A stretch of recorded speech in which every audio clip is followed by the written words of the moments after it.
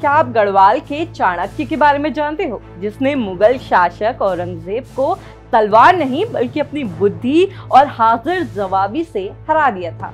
नमस्कार, मेरा नाम है रक्षिता और आप देख रहे हैं खबर उत्तराखंड। बात उस दौर की है जब मुगल सल्तनत पूरे उत्तर भारत पर शिकंजा कस रही थी और औरंगजेब के जजिया कर का फरमान तलवार बनकर पूरे भारत पर लटक रहा था। जजिया कर का मुख्य उद्देश्य था गैर मुस्लिम प्रजा से ज्यादा धार्मिक कर वसूलना, मगर गढ़वाल जैसे पहाड़ी इलाके के लिए ये फरमान किसी सजा से कम नहीं था। तो ऐसे में गढ़वाल के राजा फतेह शाह ने अपने सबसे चालाक राजदूत पुरिया नैथानी को दिल्ली के शाही दरबार भेज दिया।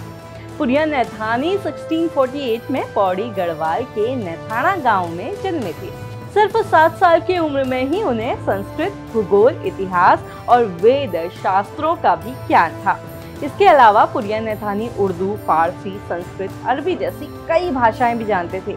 इस वजह से गढ़वाल के राजा फतेह शाह ने उन्हें दिल्ली भेजना उचित समझा। जजिया कर के मसले को लेकर देश भर के कई राजा और राजदूत दिल्ली दरबार में आए थे। इन सब की औरंगजेब से औपचारिक मुलाकात हुई। इसके बाद सब खाना खाने के लिए पहुंच गए।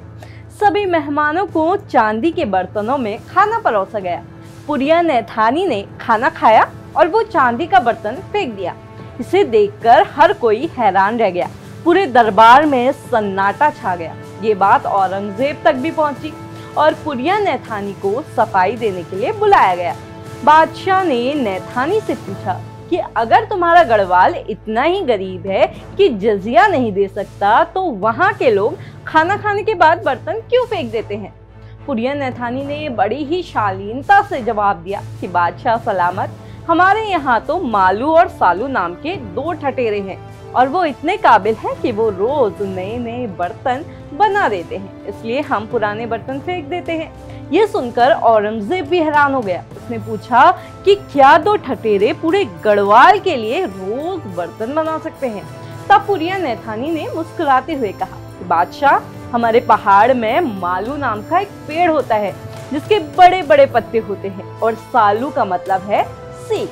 तो हम उन पत्तों और सीखों से ही अपने बर्तन बनाते हैं। यही हमारे मालू और सालू ठटेरे हैं जो हमें रोज नए बर्तन देते हैं। ऐसा करके पुरिया नैथानी ने गढ़वाल का हाल, पहाड़ियों का जुगाड़ और जीवटता औरंगजेब के सामने रख दी, वो भी बिना सीधे कहे। नैथानी की इस बुद्धिमत्ता से औरंगजेब काफी प्रभावित हुआ, जिसकी वजह से औरंगजेब ने न सिर्फ गढ़वाल का जजिया कर माफ कर दिया बल्कि पुरिया नैथानी को सम्मानित भी किया। गढ़वाल में आज भी पुरिया नैथानी की चतुराई के कई किस्से सुनाए जाते हैं। क्या आपने पुरिया नैथानी का कोई किस्सा सुना है तो हमें कमेंट में जरूर बताइएगा।